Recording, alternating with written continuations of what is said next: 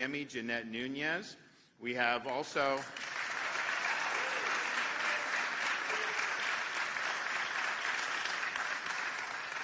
from here in Miami is our Commissioner of Education for Florida, Manny Diaz.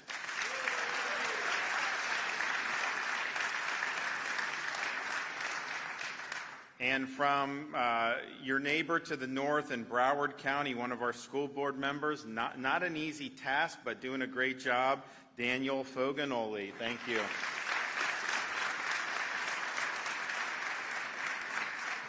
We have Mike Baleka, who is the CEO of True North Classical Academy and is hosting us here today.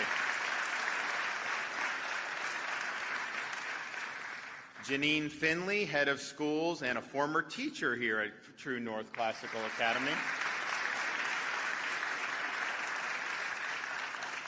Keith Calloway, associate director of the Professional Educators Network of Florida. Where is he? Okay. And then we're joined by our Speaker of the Florida House, Paul Renner.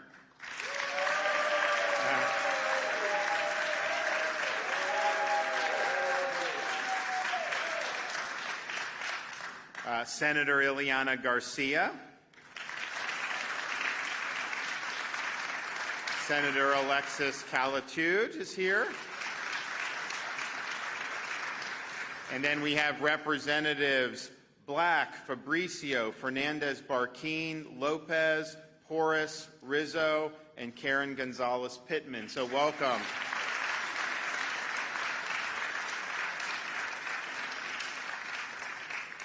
So the legislature sine died on Friday, and we were able to, they were able to really accomplish, I think, more than anyone's ever done in such a short period of time. So I want to thank them for all their hard work. I know it's not easy, especially when you cram a lot of it into 60 days. We've been able to already sign a lot of really, really significant legislation even before the sine die. I mean, we were down in Miami-Dade signing the Universal School Choice Education Savings Accounts bill in March, right out of the gate, and we've been able to do so much more. Today is really a day about doing a lot for teachers in the state of Florida. And this is something that's really important because at the end of the day, you can put money into a school, you can have good standards, you can have all that, but if you don't have a good teacher in the classroom, then you're not going to have kids perform up to their expectations. And so we're going to be signing a number of pieces of legislation, also announcing approval of a major budget item, and I think we're really leading the way when it comes to teacher empowerment. So first things first, I'm still going through the overall budget, but we're approving different items as we go. The legislature this year, a couple years ago, we put into the budget what we call a categorical for teacher compensation. And what that means is when the money, education money, gets sent down to school districts and local communities, they can use that money, but they have to use it to increase teacher salaries. Sometimes you can increase education spending. It may not go to teachers. It may go to other things, administration, all these other things. So these categoricals have to do that, and we started it a few years ago. First year we did $500 million, then $550, then last year $800 million. That was a record. No one's ever done that. This year I can announce we are approving what the legislature has provided for our teacher salary categorical for pay increases of $1.05 billion. That's a record for Florida.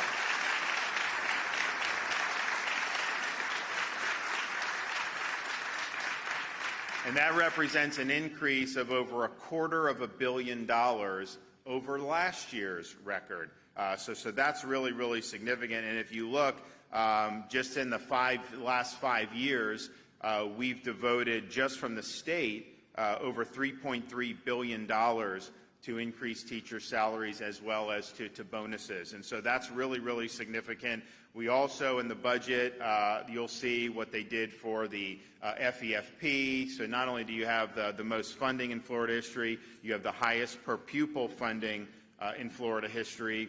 And since I became governor, we've actually have $1,000 more per student than we did in 2019. So even as we've expanded private choice and charter programs, all this stuff, you still have really significant financial support and actually unprecedented financial support for our schools. So we appreciate that, and we're excited to be able to deliver another round of pay increases for teachers. This is also something that will help us as we recruit new teachers into the profession. When we did the categorical initially, we started focusing on that average minimum salary, and we've exceeded what we set out to do there. This year's categorical go to pay any increases. It doesn't have to be tied to that as long as they maintain that. But that's important as you try to get people. And I think we were in the bottom half of states for average minimum salary. Now we're in the top 10 states for average minimum salary. And then with this, they're going to be able to do salaries across the board. So we're excited about that. We also are going to be signing legislation today to create what we're calling a teacher bill of rights. And part of what we're trying to do is say that teachers have a right to teach in an orderly and safe classroom. They have a right to ensure discipline in the classroom. That's not only for their safety, but also for the safety and learning experience of other students. If you have one person that's constantly disrupting, it's hard for people to be able to do. But we just want to make sure teachers have the protections to be able to do that basic thing. Used to be, of course there'd be order in the classroom. Nobody would have questioned that. Now, some teachers think if they discipline a student, then somehow they're going to end up people are going to go after them for just keeping order. So we're making sure that they have an ability to do that. We're also empowering them with protection so that if all they're doing is following state law, then they are protected. And what happens is, there's some times when maybe a school board, maybe an administrator, a superintendent, they don't like something that the state of Florida has done, and they may not want their teachers to follow that. Well, that's not the way this system works. And if you want to change the policy, go get elected to the legislature like these folks did and try to change it. But you don't just get to veto it. So if the teacher is just following state law, they're protected and they can't have negative action taken against them. And they also have the ability to report that to the Florida Department of Education so that we can make sure to keep things going in the right direction. We also, in that Teachers Bill of Rights, include, and I've talked about this before, the Heroes in the Classroom Bonus Program. It's a signing bonus for retired first responders and veterans who want to become teachers. We think people that have served in our military have an awful lot to offer. We think people that have worn the uniform, protecting and serving, have a lot to offer. Not everyone wants to do that, but if some want to, well, we want to facilitate that. It's good for the students. It also establishes the teacher apprenticeship program as an alternate pathway for individuals to enter the teaching profession. We talked about this during the campaign. At the end of the day, you learn by doing. And that's not just true with teaching, it's true with a whole bunch of other things. And so if you have somebody in there who's an apprentice, they're learning and they're doing a good job, that should mean something, and that should be something that could get them a pathway. It also establishes the dual enrollment education scholarship program so that high school teachers can obtain graduate degrees and credentials necessary to provide dual enrollment coursework to high school students. We really believe that being able to earn college credit is important, and we have these state colleges, we have these ability to do dual enrollment where you're getting college credits before you even graduate high school. So that Teachers Bill of Rights is probably the most significant such piece of legislation anywhere in the country, but it gets better than that because we're going to sign SB 256, which is paycheck protection. You have this situation with school unions.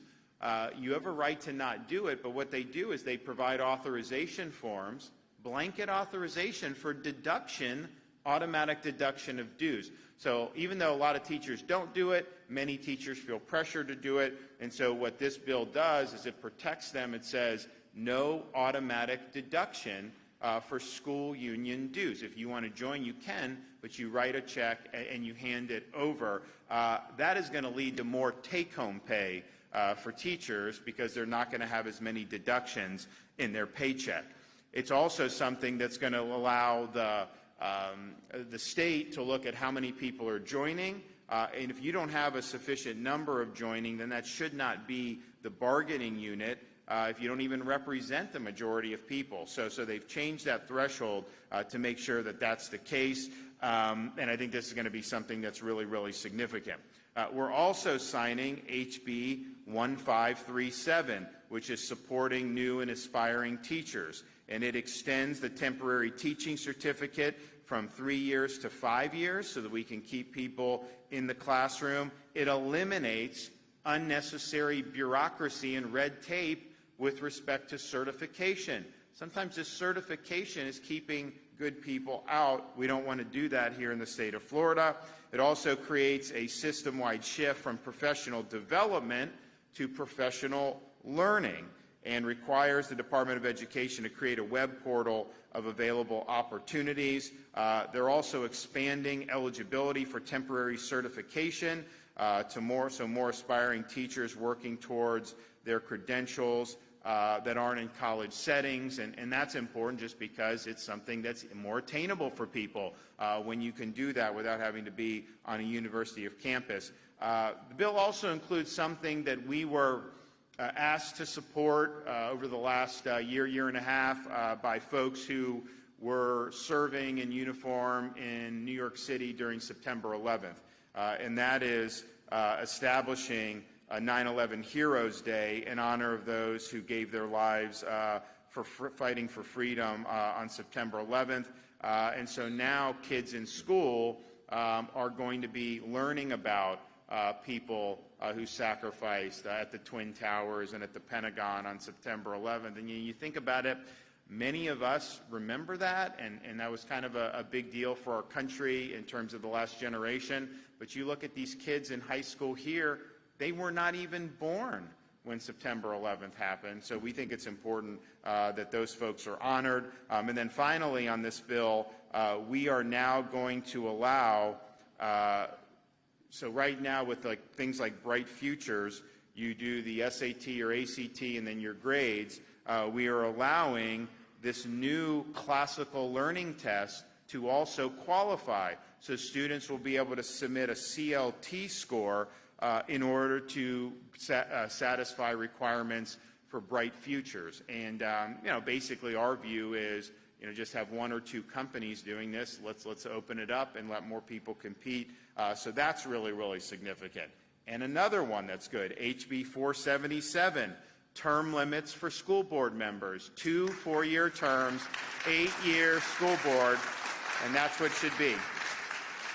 And I think that'll make a big, big difference. And then finally, HB 379, this is focusing on social media and devices in classrooms. And so it gives teachers the authority to establish classroom rules on cell phone and device use during instructional time. I mean, I think that they have every right to say, kids, come in, just check your phone at the beginning, at the front of the room, leave it there, learn, and then grab your phone and then go after that. We don't want the kids on the phone the whole time while the teachers are trying to teach. It's not good it's rude for the teacher.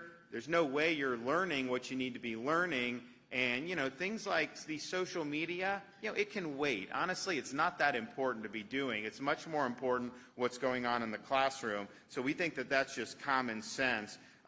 We're also making sure that things like TikTok, which is monitored by the CCP, that's not something that they're being able to use district servers and Wi-Fi to be able to access. So they're not going to be able to do that, and I think that that's going to be something that's really, really important. So I just think that if we look at our kids, being normal kids like kids were prior to social media is important. The social media, it's more problems than it solves, and I think it does more harm than good. And so let's have our education system be as much about traditional education as we can. And I think reining in the use of this or having guidelines as the teachers see fit and as the schools see fit, I think is something that's really, really important. Put those devices down and live life normally, and I think we're going to be so much better off if we go down that direction.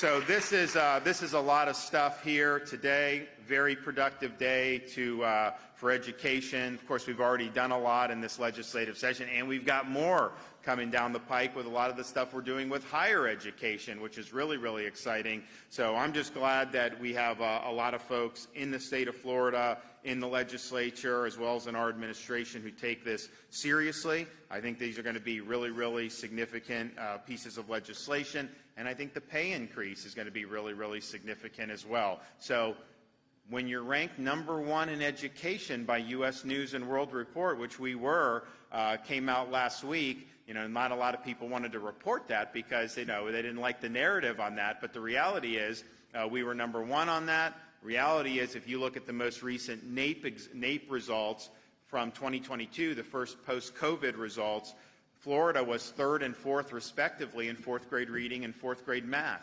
And that wasn't true a generation ago. And now we're basically the highest large state, and we're the only diverse state that's in the top 5 as well. So that's a testament to the people that are working hard in our school system. It's a testament to schools like True North, which is offering a product that parents are responding to. It's also a testament to a lot of the choice options that we've provided over the years in the state of Florida to parents. So all in all, a lot of good things happening. We obviously are going to continue moving the ball forward, and that's exactly what we're doing here today. Okay, Speaker Renner, come on up.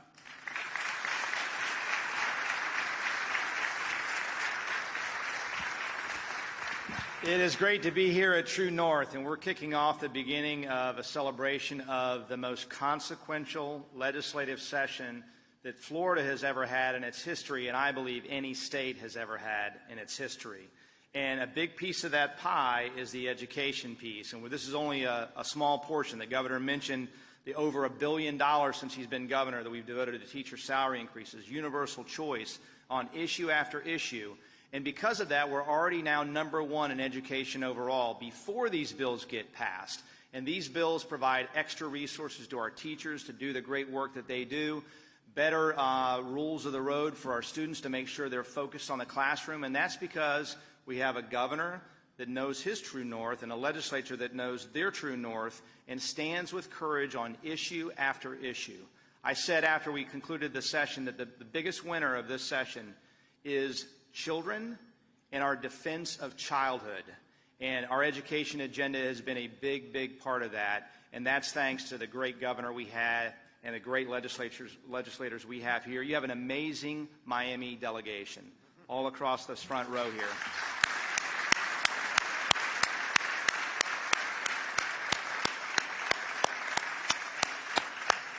And I also want to thank Michael Balecka, who's a former colleague of mine in the Florida House. You guys have an amazing leader here, and it was good to see some of you in Tallahassee recently.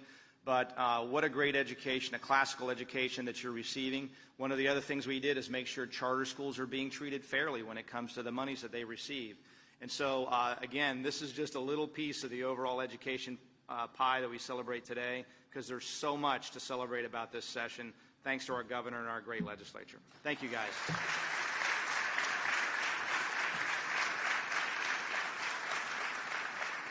Thanks, Mr. Speaker. And, the Miami-Dade delegation does do a good job. I mean, they've got to keep Rizzo in line. That is not easy to do. So I give them a lot of credit. I mean, when you got to deal with All right, our Lieutenant Governor, Jeanette Nunez.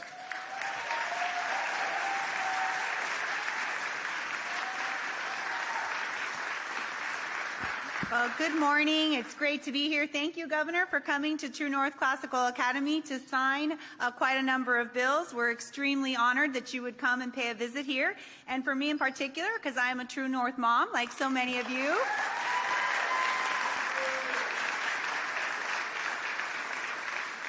And I know it's been mentioned already, but I think it bears repeating. True North is one of the most sought-after, highest-performing schools, not only in Miami-Dade County, but in the entirety of the state of Florida.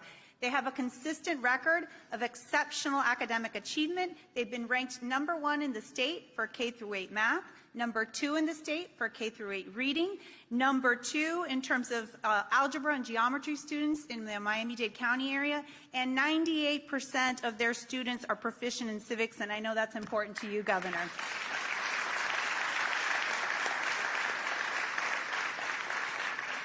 True North is also ranked as a top 10 school amongst all K-8 charter and traditional public schools. So much to be proud of. But in addition to that, they build good character, they insist on virtues, and they're focused on a classical liberal arts education. And in fact, in the building across the way from the gym here, there's a quote on the outside of the building that says, "To strive, to seek, to find, and not to yield." And I would say that's the embodiment of True North students, and after thinking about it, I think it's the embodiment of a certain governor from the free state of Florida.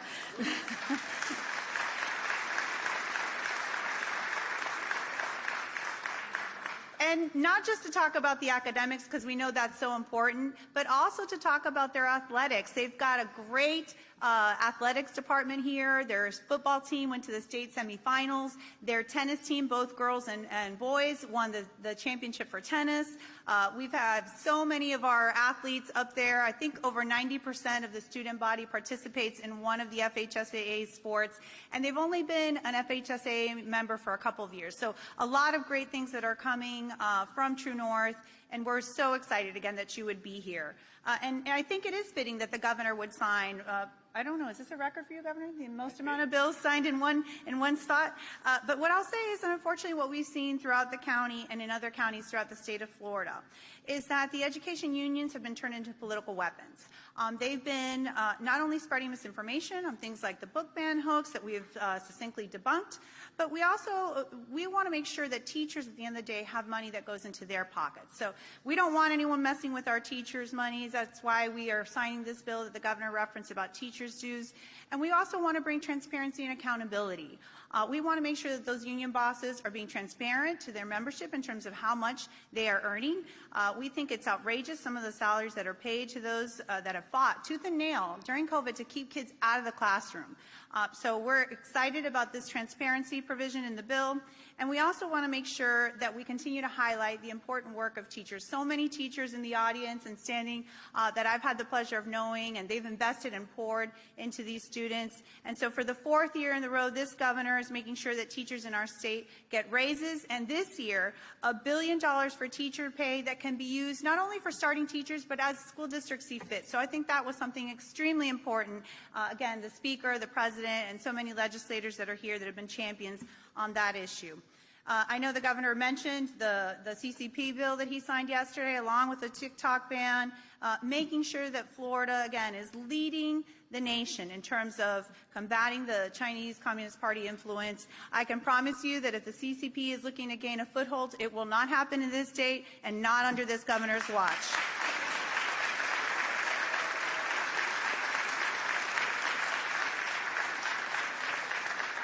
Ultimately, we believe in supporting our teachers, our students, our parents, administrators, and those that are dedicating to finding the good, the true, and the beautiful, which is something that I know True North values. And again, as has been said by the Speaker, the Governor, we will always fight to strive for our parents, our students, our teachers, always finding True North. It's an honor and a privilege to be here. Manny Diaz.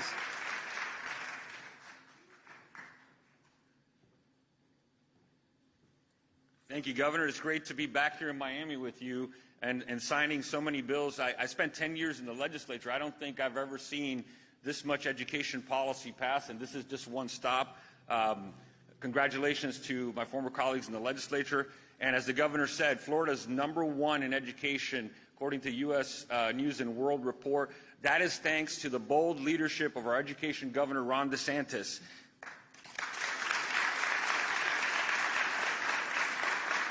Regardless of what the narrative is, regardless of what they say, this governor is going to do the right thing every time, and that's making sure that he's putting our students first, our teachers first, and our parents first.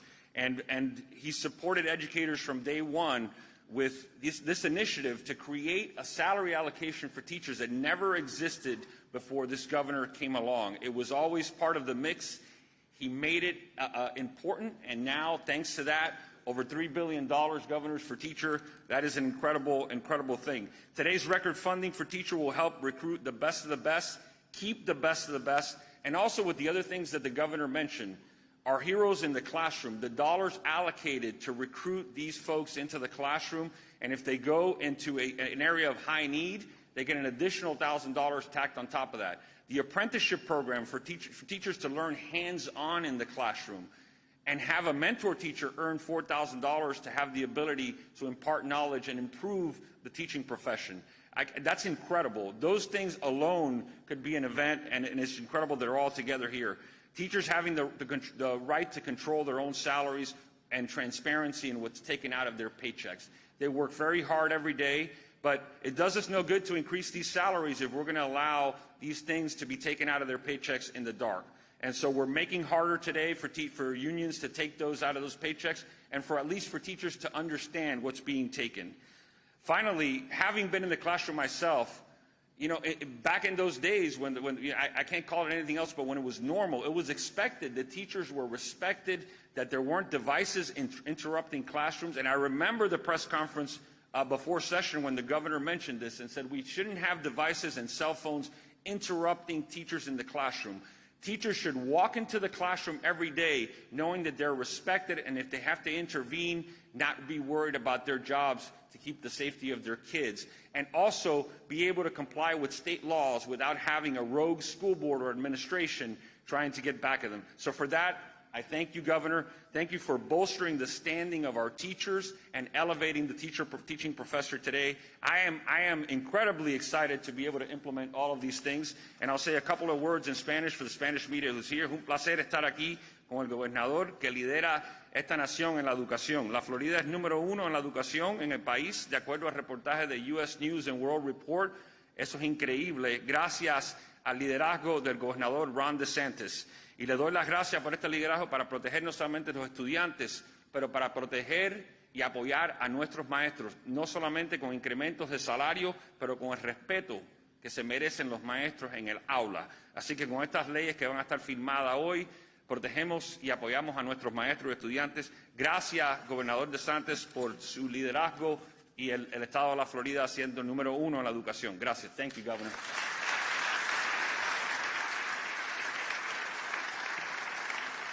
Okay, Janine Finley.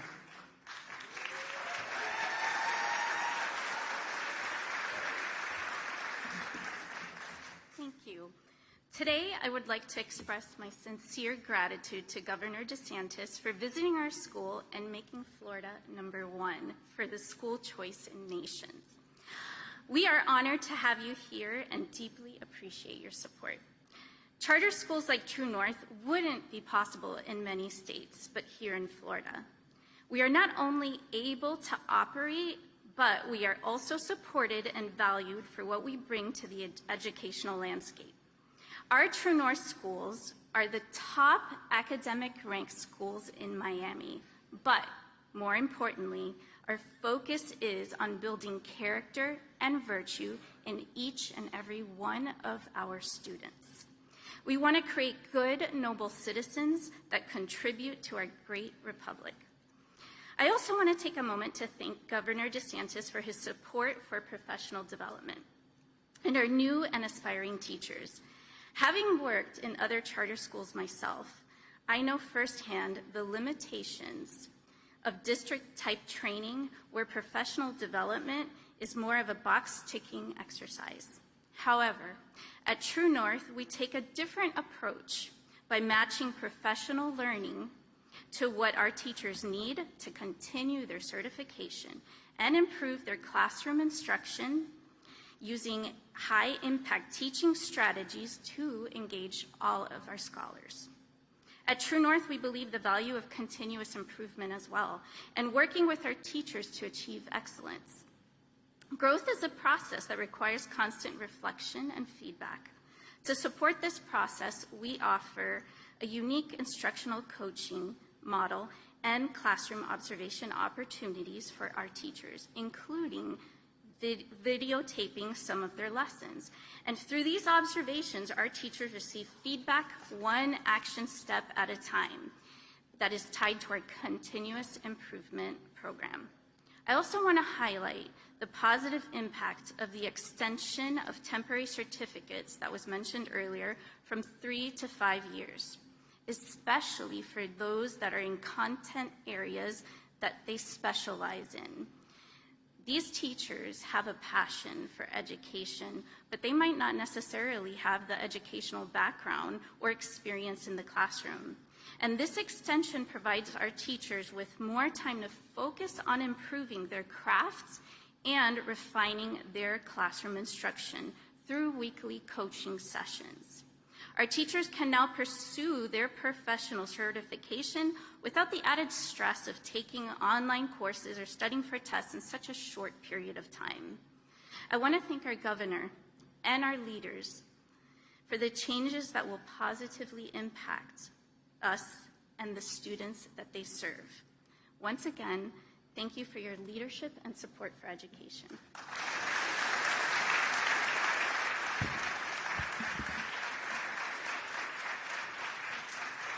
Okay, Daniel Foganoli.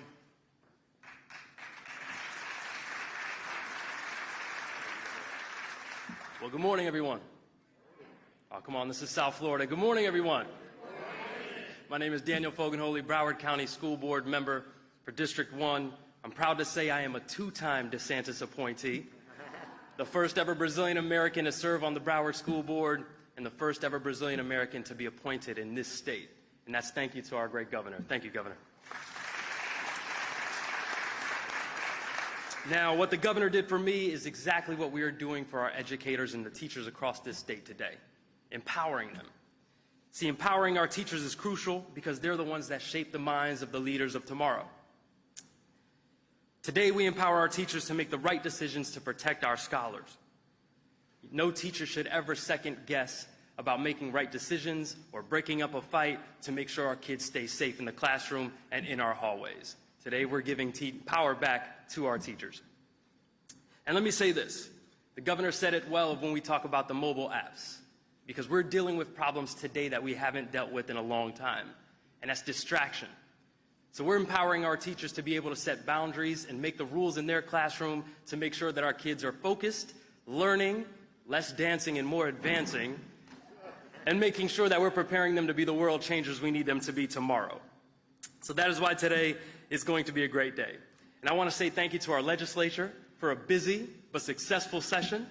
We thank your governor for continuing to push our state to be leaders in what a state should look like. We thank you for continuing to push us to being a beacon of hope, a beacon of freedom across this country. And I don't know about you guys, but I am looking forward to making America look like Florida. Thank you very much, and God bless you. All right, we'll get it done. Whoever wants to come up here. I've never had this many for sure. It's a lot. Got it.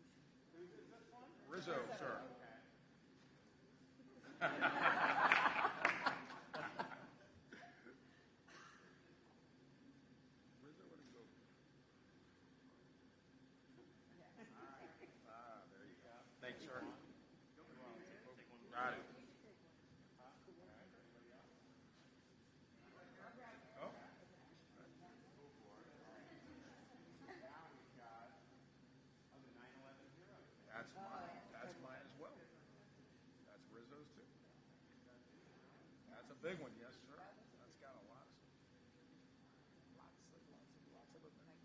Mike, you gotta get one of those. Let me grab it. Thank you, sir.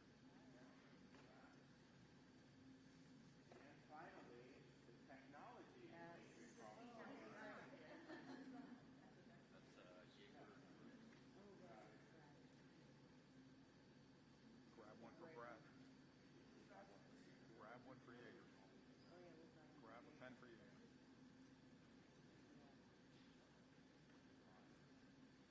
And ask all the kids up there to take out their cell phones, but I guess that's sort of anathema.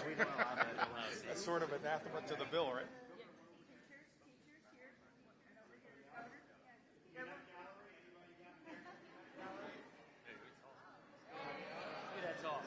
There you go, toss. Hey! There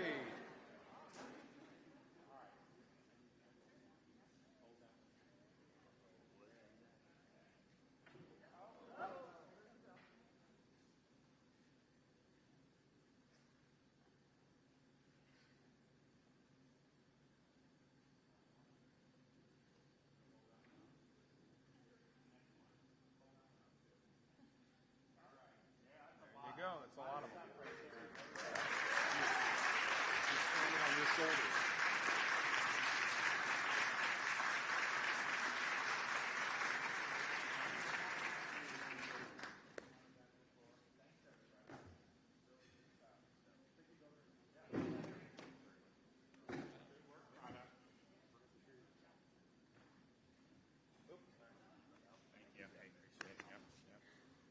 Well, thanks, guys. That's really, really good stuff. Glenna, hi. You have a question? Okay, okay.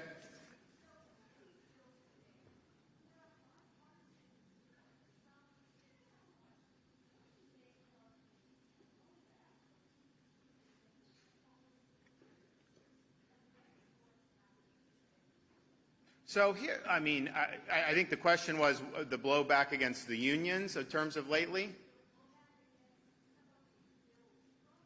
Well, right. I mean, look, I think we've been in a situation, and I think the lieutenant governor put it out that the school unions have become very partisan, and that's not what the schools are about. It's not about partisan politics. It's about classic education and giving students the tools they need to make the most of their own lives and having a safe environment, all this stuff. And what I think we saw during COVID here in Florida, we led the country saying kids need to be in school. All schools need to be open. What did they do? Did they say, yeah, we're with you, we want to stand up for the kids? No, they sued me to try to close the schools. And then you saw in other parts of the country, those school unions were instrumental in locking kids out of school, not just for weeks, not just for months, but in some cases a year or more. And that, I think, did catastrophic damage that is going to be very difficult to ever unwind. Then you just have the situation, as the lieutenant governor mentioned, a lot of the school unions are responsible for doing politics about different things that the state is doing on, like, standards or parents' rights. If you're trying to create narratives that something like Rosa Parks' book is not allowed, that's a lie. We know that's a lie. That's not true. In fact, you can even look at the suggested reading list. So when you see that, you're thinking, okay, is that really what we want for this? Now, people do have a right to join it, but I think what we found is teachers are given like a blanket authorization form. They don't know how much money is being taken out, and they're basically probably just sign it, you got to sign it, you got to sign it. And we don't think that that's necessarily informed consent. So now you're in a situation where people can say, okay, they get their paycheck. If they want to then take a check and write that to the union, they have every right to do it, but they'll be doing it with eyes wide open, and they'll know exactly how much money they're talking about. Yes, sir.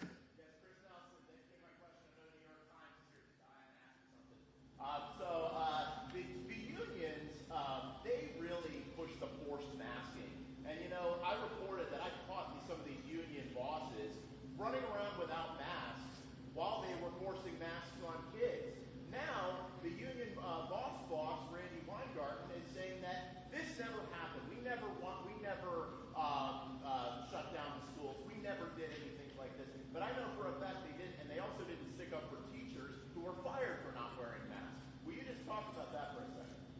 Well, not only that, I mean, you remember in Florida, what did we do? Parents' Bill of Rights, we said it's a parent's choice whether they want their kid to wear a mask or not. And what did some of the school districts and school unions do? They defied the state. We ended up having to go to court over this because you had a handful of rogue districts that thought they knew better than the elected representatives and the parents of this state. And so they were instrumental in trying to force mask young kids against the evidence, against the science, against the data. We at the state level were instrumental in unmasking the kids and making sure they could breathe and making sure they could learn effectively. And that's just the reality of the situation. But then you also have, we're talking about this teacher categorical that we did. Great, $800 million in the current year budget, $1 billion for next year's budget that I'm going to sign soon. That's great. Some of the school unions were holding up the pay increases. They had the money in July of 22, and we got into the end of the year. They still had not given pay increases to their teachers because they were trying to leverage that for other things to benefit the school unions. But there's no question, if you look at COVID, locking kids out of school, the unions not only were for it, they were instrumental in ensuring it around the country. If you look at forced masking, they were instrumental in getting districts to adopt those policies and even instrumental in getting them to fight the state when we said you couldn't do it. So that's just the facts. I don't think there's any running away from that. And I'd also remember, and many of you probably remember, you go back to June of 2020 when I said we got to have everyone in school. How was I treated by these folks? They were saying that this was going to cause all the kids to die. They were saying all the parade of horribles, and they weren't following the data, or if they were ignoring the data so that they would be able to push a narrative and support a partisan agenda. But they were dead wrong on that, and I think if you look at all the things that have happened over the last 4 or 5 years, locking these kids out of school. Oh, and by the way, not only would they would be without masks when they want the kids to be masked, you would have, like in Chicago, you'd have like the teachers union saying, no, you can't have kids in school, too dangerous. Then you'd see one of the union people in the Bahamas partying like no mask, just that. And you know, you think to yourself, I mean, really, is that something that is appropriate? So that record is very, very clear. And I think people, a lot of parents were able to see, okay, these are political organizations that are not looking out for the interests of parents or the interests of students. Yes, sir.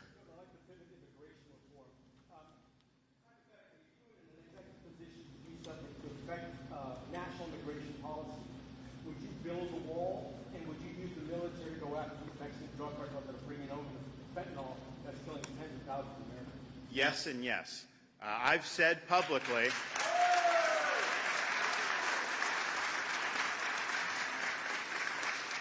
You know, I've always supported the wall just because it's such a big border. You can have border patrol. You never will be able to have enough. So the cartels will direct people where there's not surveillance, and so you have to have that. I think it's important. And what I've told people publicly is, you know, if Joe Biden wants to get serious about that, you know, give me a call. We had a situation where we had a hurricane come through Southwest Florida, knocked out a bridge going to Pine Island, severed the causeway to Sanibel in 3 different places.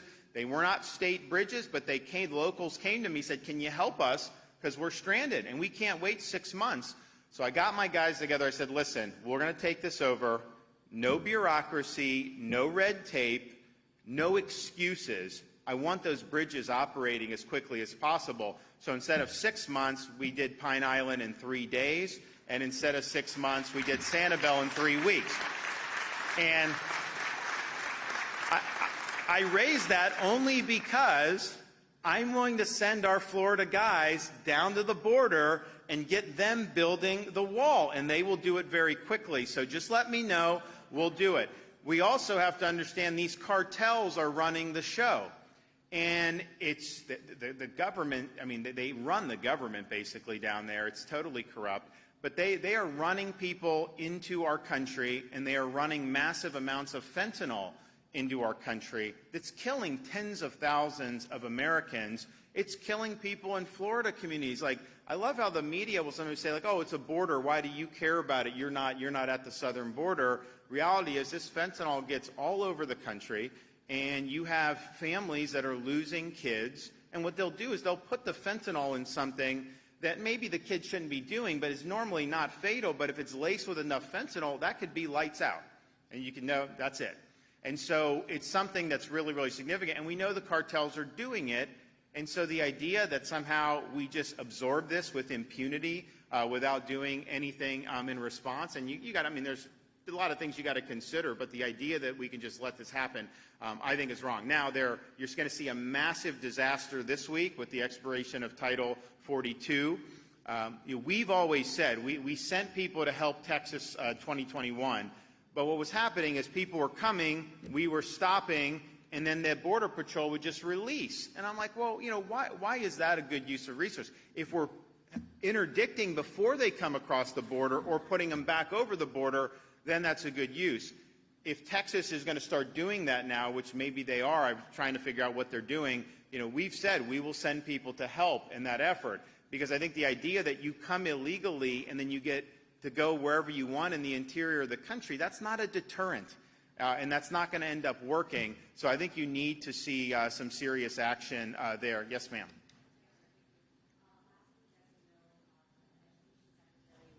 In South Florida, and he mentioned that he had received phone calls from some teachers in the state claiming that they didn't feel comfortable putting perhaps their family picture in their classroom. What's your message to those who believe There's nothing in the law about any of that. I mean, it's just not consistent with anything that's been done. You can look at what the law is. The law is about what curriculum is being used in the classrooms, and that curriculum, we wanted to make sure that it's appropriate, age appropriate, and that there's not an agenda trying to be imposed. Like we have seen in different parts of the country, and honestly, like we did in Florida. I mean, Lieutenant Governor mentioned when we did the event exposing what they were calling a book ban hoax, we actually showed the images that parents had objected to in the state of Florida, and the local news had to cut their feed because they said it was too graphic to show on TV. Well, how is it okay for a 10-year-old kid at that point?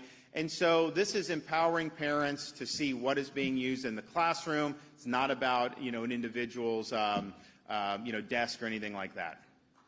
Yes, ma'am. I also wanted to pivot. So homeowners insurance here in Florida continues to skyrocket. Is there a plan in place, or do you have a plan to make it more affordable for the families here? So we did two things. We called a special session of the legislature in December.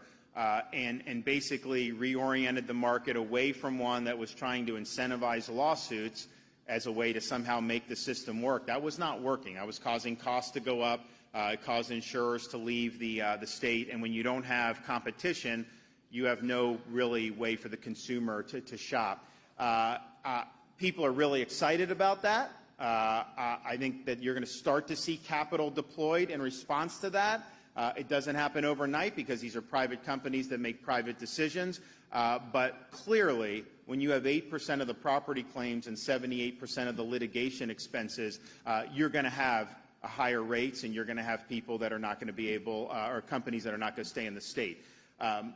So I do think you're going to see more capital come in, and then that's good for consumers, but that doesn't happen overnight. And these are private companies. It's not the government setting this. These are not government companies.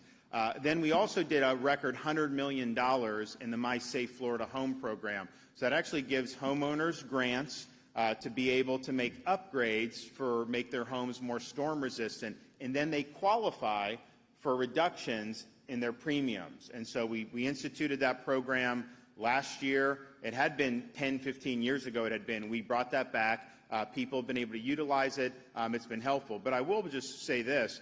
You have massive inflation in our country over the last year and a half, 2 years. That impacts everything. It's way more expensive to fix a roof today than it was 2 years ago. That is going to be reflected. And so part of what I think we need to see happen is dealing with this on a national level. They're raising interest rates. That's actually hurting people. It's hurting the economy. What can you do to moderate the inflation? I'd say the two things you could do the easiest would be, stop spending so much money at the federal level, and two, expand our energy production here in the United States to put a downward pressure on energy prices. If you did both of those, that would absolutely put downward pressure on inflation, and I think ultimately would be beneficial for consumers. So, all right, one more.